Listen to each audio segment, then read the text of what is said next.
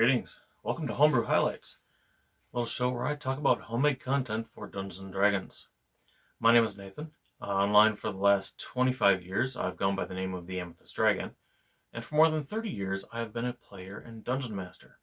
So I've made hundreds of homebrews over the years, and when 5th edition came around, a couple years later, I started making stuff for it, and the pace has actually increased.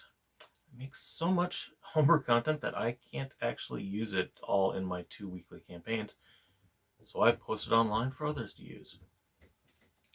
In this series, I highlight some of my own homebrews, and then I go out and find other people's creations, talk about my thoughts on it, what inspired me to create different things, or my thought process behind them. I don't really get much into the numbers crunch. It's more of the ideas behind it. So this week, I'm talking about lights and things that create light and things that use light.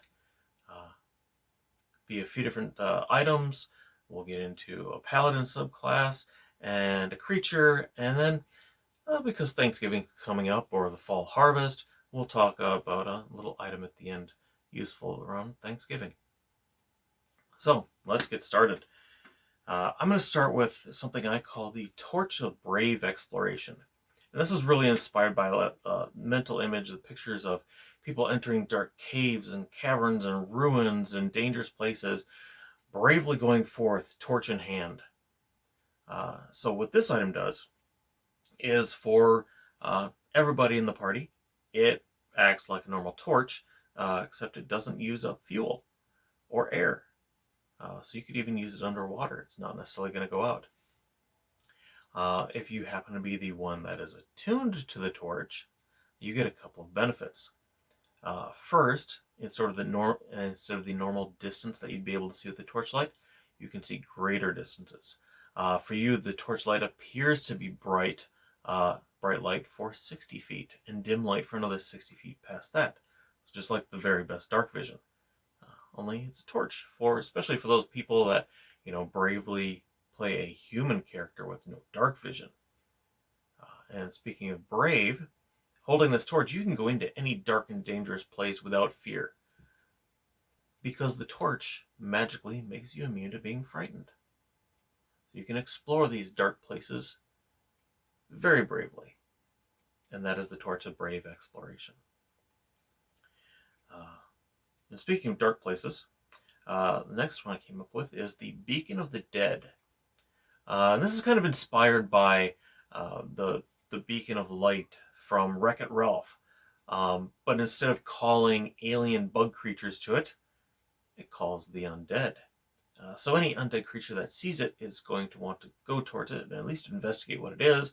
When they get really close, they become almost obsessed with it and they have to touch it. So they'll do anything that they can to get close enough to touch it. If they do touch it, they get a little jolt, and the beacon loses all later effects on them. If they are within the beacon's bright light, they're distracted by it, they have disadvantage on attacks. Just makes them easier to survive if you have this beacon. I kind of envision this being used by undead hunters to gather all the undead and bring them all at the same time to the same place. Drop a fireball on them then. Or if you're sneaking into a place that is guarded by tons of undead, an army of undead, or just a couple, you set this beacon out as a distraction or a decoy. It draws the undead to them, you go the other way. I'm sure players can come up with other uses for this. But it is a magical light that calls specifically to the undead. That is the Beacon of the Dead. For a different type of lantern, I came up with one called the Red Lantern of Generosity. This is inspired by like the red brakesman lanterns that would be hung outside the door of a brothel in olden times. In my game, the world's oldest the world's oldest profession, that's the word I'm looking for. The world's oldest profession is not illegal. And so this is the type of item that might be commissioned by the owner of a brothel, or the people who work there. And when it's hung outside and somebody passes through the light of this red lantern, they become more generous. They're kind of obligated to pay for their services in full, perhaps with a little extra. And this isn't limited necessarily to just brothels. It could be taverns, it could be restaurants, it could be an entertainment venue where musicians are playing. Anywhere that there's a service provided, this lantern's magic can help with higher wages. So that is the red lantern of generosity. For a different color, I chose blue, and I made something I call the blue candle of serenity. Now, when I made this up, I was thinking of people who set out a candle or candles, and they just sit and relax, and they try to calm down after a long day at work, or a stressful day teaching, or a long night of DMing. But this is a magical candle that when you light it and you sit near it, it replicates the effects of a calm emotion spell. So it breaks charms and it breaks the frightened condition. If you spend a long enough time next to it, it really calms you down and brings you a little bit of karmic balance. And you gain the benefits of a sanctuary spell for up to an hour, making it harder for other things to harm you until you break your own calm by attacking things. So that's the blue candle of serenity. Just a nice thing to have around sometimes. I could see a party stocking up on these and going, yeah, we need to take a long rest, but let's just relax first. Or we need to take a short rest. Let's relax and calm down. For something less relaxing, I made something called glow dust. This is inspired by those drinks you see, glow-in-the-dark drinks that people have at parties, with quinine or B3 in them, like energy drinks mixed in. But unlike those, this stuff does not require a black light. This is a herbal powder you put into a drink, you put a pinch into it, and it causes it to harmlessly glow with a random color.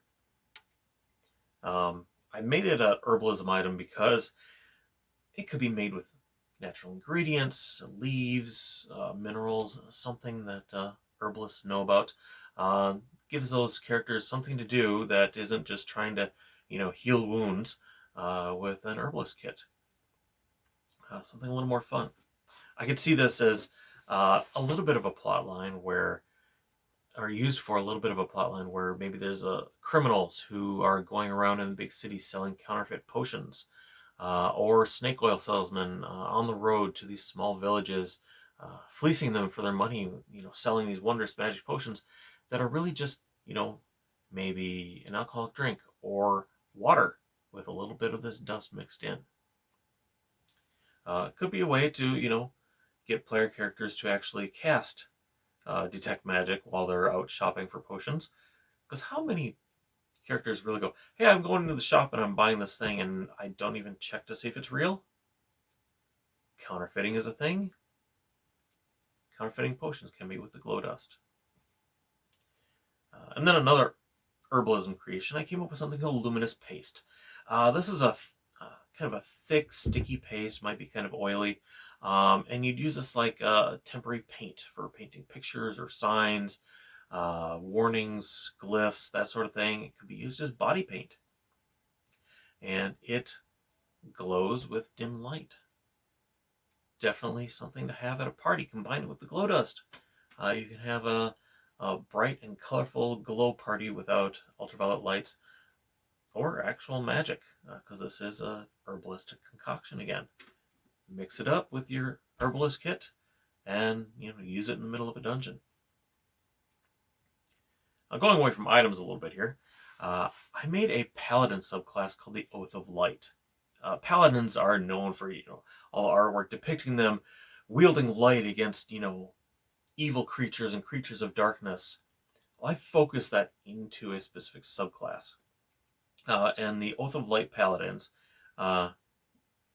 wield light as a weapon, as an aid for their party members. And they specifically fight against groupings of creatures that I'll call creatures of darkness. And this would be darkness and evil and corruption. This would be your aberrations, your fiends, your devils, and undead, of course.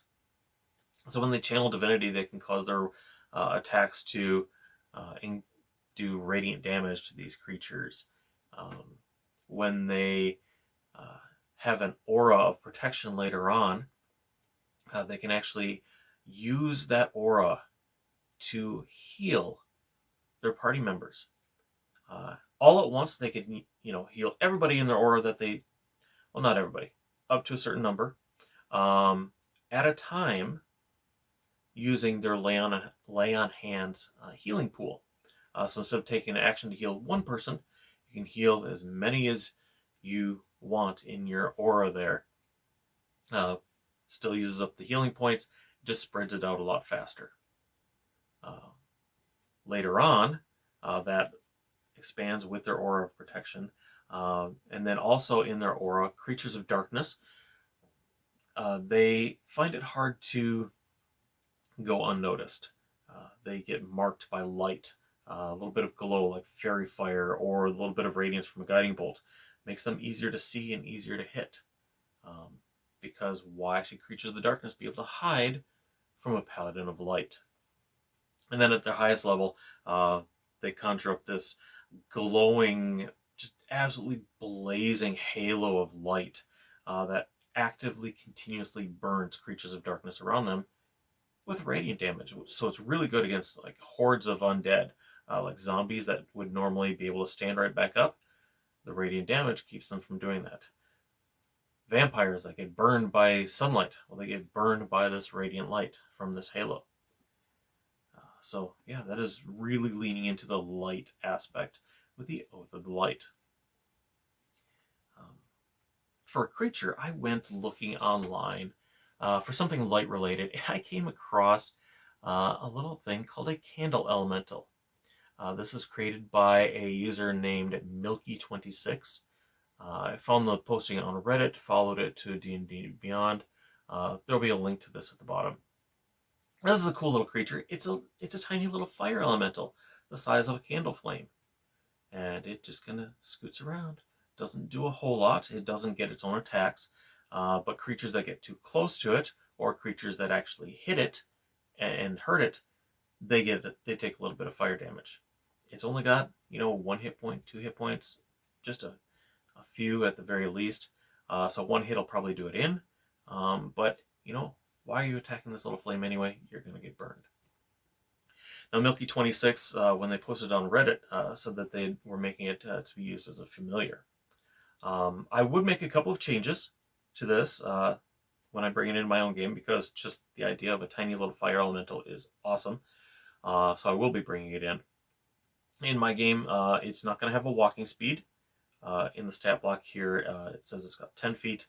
I figure, why? It can fly.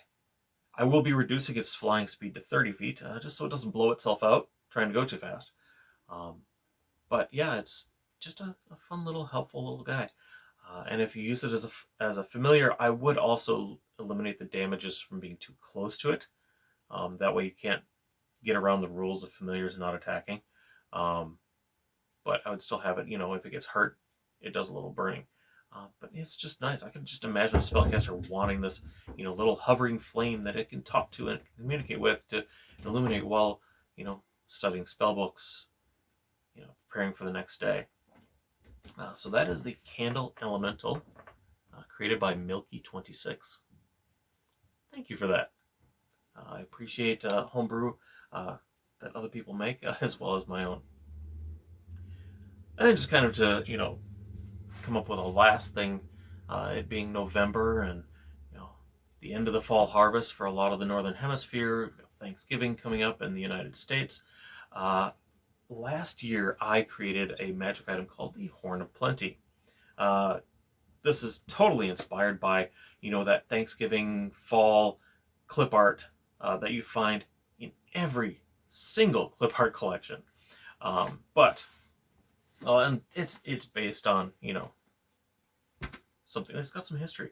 it would be interesting reading for others to look up. The Horn of Plenty. But this is a magical wooden horn, and there are 5 expensive-looking gemstones embedded around the edge of it.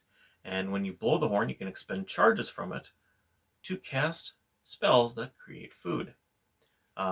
First one is Goodberry. Another one is Create Food and Water, so you have beverages as well.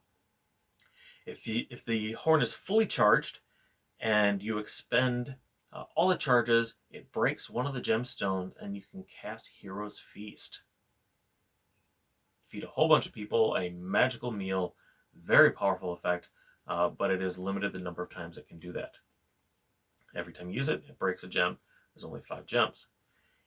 If you use the 5th gemstone, it breaks and the horn becomes completely non-magical, and it's just, a wooden horn. If there's at least one of the gemstones left and there's an empty spot, you can actually bind a new gemstone to the horn, so you can get another use of Hero's Feast out of it. But that has to be a single gemstone worth at least 1,000 gold pieces. So instead of, having to find a chalice that is studded with gemstones and worth 1,000, if you can find a single gemstone, which is probably even harder to get than that chalice, come to think of it. But if you can find or invest in a single gemstone worth at least 1,000, you can add another use of Hero's Feast to the Horn of Plenty. I just thought that would be a thematic thing for the autumn, for Thanksgiving coming up, and hopefully it'll find use in other people's games. That's pretty much it for the content for this video. I will be posting more light-related stuff eventually, and I will be putting links to all of my material and Milky26's Candle Elemental in the description below. If you like this video, please hit the like button. Maybe subscribe to this channel if you like this sort of content. There's a notification button somewhere, I'm not exactly sure, that you can hit if you want to be notified when I post a new video. All of my content can be found at my website, and there's direct links to it. Much of the content is free, and each thing that is free actually says it next to it. Some of it isn't. That is reserved for my patrons who join via Patreon, but there's a ton of content for anybody who stops by. If you really like this content and you want all of it, go ahead and become a patron. It is not expensive at all. Definitely worth the investment.